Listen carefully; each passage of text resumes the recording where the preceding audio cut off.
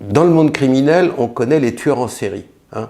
Monsieur Darmanin, lui, c'est un menteur en série. Il n'arrête pas de dire des mensonges. Là encore récemment, il a dit on va dans le bon sens, tout va bien, on arrête des tas de gens. La logique qu'il emploie est une logique absurde.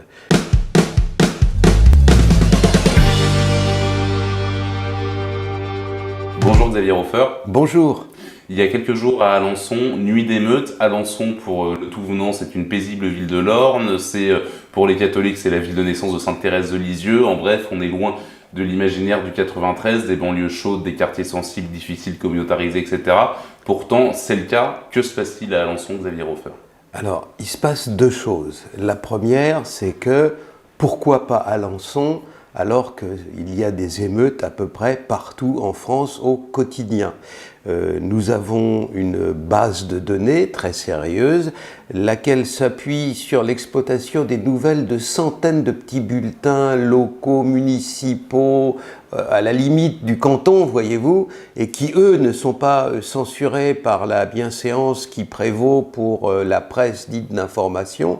Et donc, par ce biais-là, on apprend beaucoup de choses. On apprend beaucoup de braquages, des vols à main armée, on apprend beaucoup d'émeutes, on apprend beaucoup de ce qui constitue encore une des données cachées par notre gouvernement, c'est le pillage des campagnes par des nomades, c'est-à-dire des paysans qui arrivent dans leurs champs et qui trouvent tout ratissé, volé, puis vendu au marché à côté. Nous avons de ça des dizaines de cas et des dizaines de preuves avec des noms, des lieux et des adresses, bien entendu.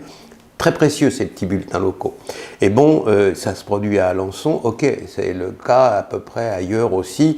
Rien, par exemple, que dans les 2 jours écoulés, il y a eu au moins 4 émeutes dans les Yvelines, dans des endroits réputés pour être plutôt bourgeois, vous voyez, pas forcément le 9-3, je sais pas, Saint-Denis ou alors Aulnay-sous-Bois, etc. Même des si endroits les Yvelines ont plutôt leur quota de villes à problème. Hein. Voilà. Il n'y a pas que Versailles dans les Yvelines. Non, mais tout ça pour vous dire que, et puis, nous, les nouvelles de cette nature nous arrivent au quotidien. Il y a 2 choses. Il y a le fait d'abord, mais il faut en revenir 1000 fois dessus, mais plus on revient là-dessus et plus c'est juste et plus c'est fort, la politique de la ville en France, c'est-à-dire la politique censée faire en sorte que les gens soient répartis harmonieusement, heureux de vivre et un avenir, et donc ne soient pas en proie à l'idée qu'en cassant tout, ça ira mieux, cette politique est un échec abject à l'endroit le plus emblématique de la politique de la ville, là où M. Darmanin et même M.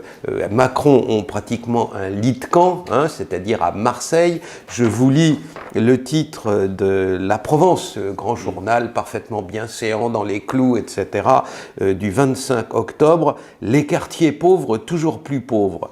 En PACA, l'écart se creuse entre les quartiers prioritaires et les autres territoires. Qu'est-ce que c'est que les quartiers prioritaires? C'est la politique de la ville. C'est là où M. Macron s'était rendu récemment à la cité Bassins, où on avait tout repeint, tout fait, la cité, le village Potemkin, etc., où il s'était adressé à certains habitants triés sur le volet et dont j'avais dit à l'époque qu'ils étaient, et je le répète, qu'ils étaient trop polis pour être honnêtes, hein. Voilà, c'est ça, c'est l'échec de la politique de la ville. Si l'échec, qui peut le plus, peut le moins, si l'échec de sa politique de la ville est patent dans les grands centres, où il y a quand même des moyens, où ça attire le président de la République, où ça attire le ministre de l'Intérieur, parce qu'il y a une fusillade par semaine.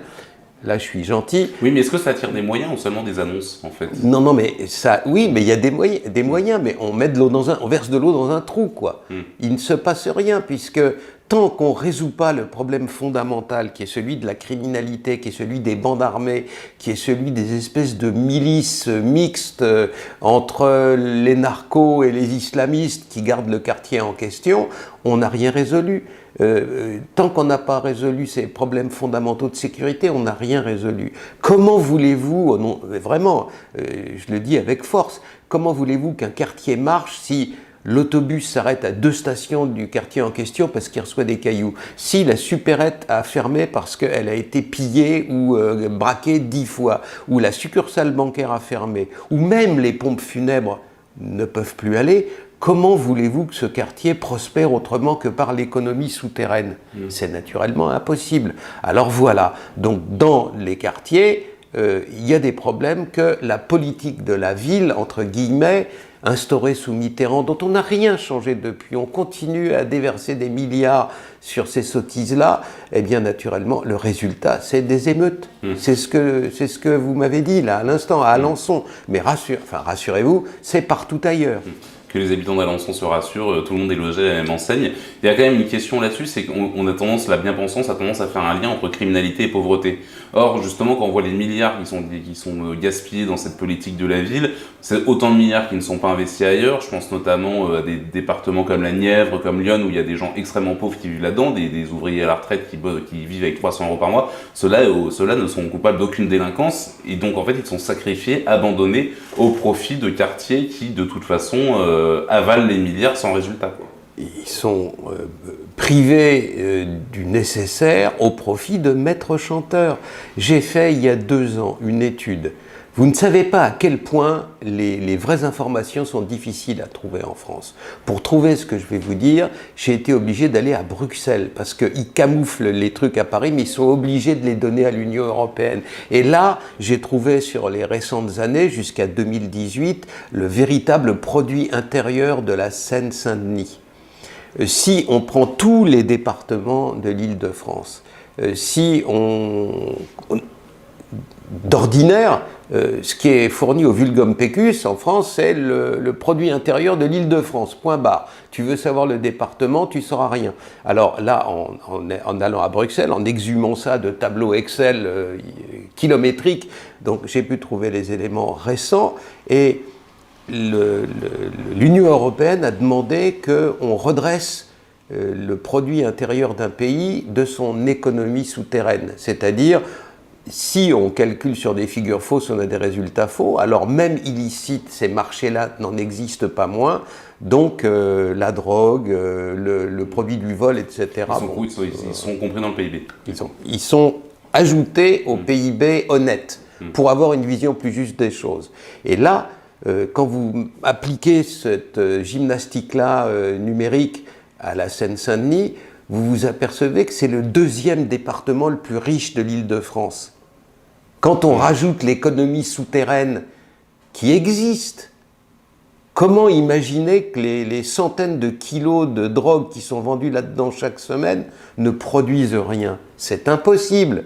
Mathématiquement. Alors on rajoute ça au produit intérieur brut du département de la Seine-Saint-Denis, on s'aperçoit qu'il est le 2e plus riche, de loin, juste après le 92, juste après les Hauts-de-Seine. Je vais caricaturer à fond, Saint-Denis n'a pas grand-chose à envier à Neuilly-sur-Seine d'un point de vue richesse réelle, souterraine, mais des richesses réelles. Or il faut savoir que les Hauts-de-Seine sont un département dont la richesse est un peu fictive, parce qu'il y a la défense, et que quand une société déclare ses bénéfices et puis son chiffre d'affaires dans un département, c'est naturellement décompté à cet endroit-là. Vous vous doutez bien que Total ne gagne pas son fric uniquement dans... ou la Société Générale, ou toutes les grandes sociétés qui ont leur... Bon, alors, il faudrait, chose qui m'est impossible, je n'ai pas les moyens mathématiques de le faire, retirer la défense des Hauts-de-Seine, et à ce moment-là, on s'apercevrait que finalement, entre la Seine-Saint-Denis et les Hauts-de-Seine, c'est pas si différent que ça parmi les départements riches. Donc là-dessus, on nous cache des choses. Et ça va, les quartiers pauvres, toujours plus pauvres, vous voyez, à Marseille, et donc pourquoi? Parce que naturellement, comme on ne décompte pas l'économie souterraine dans le calcul officiel qu'ont fait ces quartiers, ils ont l'air de s'appauvrir, mais par en dessous, la richesse souterraine existe. Alors, ça signifie qu'il y a des activités illicites. Les activités illicites entraînent l'arrivée d'autres bandits qui ont envie de se piller les uns les autres. Donc, pour éviter que la police mette trop ses pieds dans ces endroits-là, il y a des émeutes. C'est ça qui s'est produit à Alençon, voilà. Et ailleurs, qui se produit ailleurs. C'est la rue vers l'or, quoi. C'est le fait de protéger des... Enfin, vous ne vous rendez... Si, vous vous rendez sans doute compte. Chacun protège sa concession et ça crée des voilà, vous avez des chiffres qui sont énormes. Vous avez, l'année dernière, par exemple, en 2020, une cargaison de 3 tonnes de cocaïne qui est saisie sur le port à Marseille.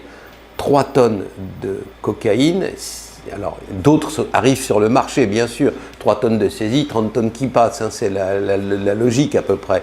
Mais là, vous avez, donc, dans ces circonstances-là, vous avez des narcos qui, quand ils récupèrent les 3 tonnes de cocaïne, en gros, bien entendu, ils vendent en gros, ça leur rapporte 70 millions d'euros. 70 millions d'euros. Et après ça, c'est vendu par dizaines de kilos, puis par kilo, puis par 100 grammes. Et quand c'est vendu dans la rue, c'est vendu 40 € le demi-gramme de cocaïne et 70 € le gramme entier. Vous vous rendez compte des produits à chaque niveau de la chaîne, les fortunes que ça génère? Où y passe l'argent en question? Eh bien, comme les gens qui le gagnent illicitement veulent le garder, et que le milieu criminel est très prédateur de lui-même.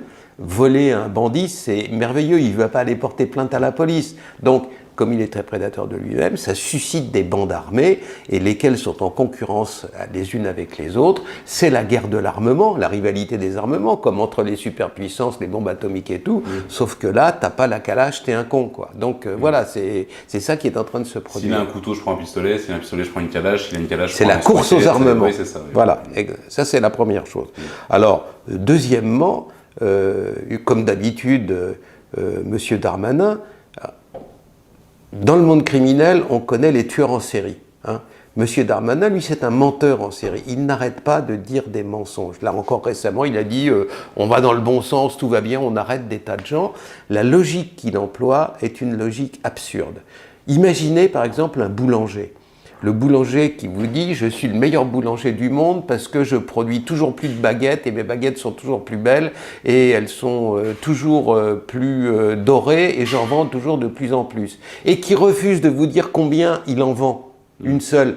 C'est ça, les matières dans lesquelles M. Darmanin se vante, c'est le travail de la police. On arrête des gens, on fait ceci, on fait cela. Alors d'abord, il faudrait relativiser les arrestations, toujours et partout. En France ou au Venezuela ou en Chine, non, il y a un peu plus d'ordre que ça, mais partout où il y a des trafics de drogue, les points de vente dans la rue, les fours, comme on appelle ça dans l'argot des dealers, hein, les fours en question sont organisés toujours selon une logique de flux tendu. Il y a très peu de drogue. On apporte juste celle qu'il faut de manière à ce que si les policiers arrivent, on n'en saisisse pas beaucoup. Et les responsables du trafic, pas uniquement les chefs, les caïds, mais même les cadres moyens et supérieurs du trafic, ne s'en approchent jamais, parce que c'est l'endroit où on se fait arrêter. Donc ils donnent ça à des clampins, et ceux qui sont arrêtés par M. Darmanin sont d'usage des clampins. Alors, d'une part, il y a cette réalité-là, et puis deuxièmement, ce trafic qui existe, etc., il n'est pas réprimé. Il y a Marseille, 161 points de deal décomptés par les policiers de terrain. Quand les syndicats de police vous disent « Ok, chez nous, il y a 161 ». Alors, 159, 162, vous voyez ce que je veux dire, ça va, ça vient. Mais il y en a 161. Depuis que M. Darmanin fait tout son cinéma, il n'y en a pas un de moins.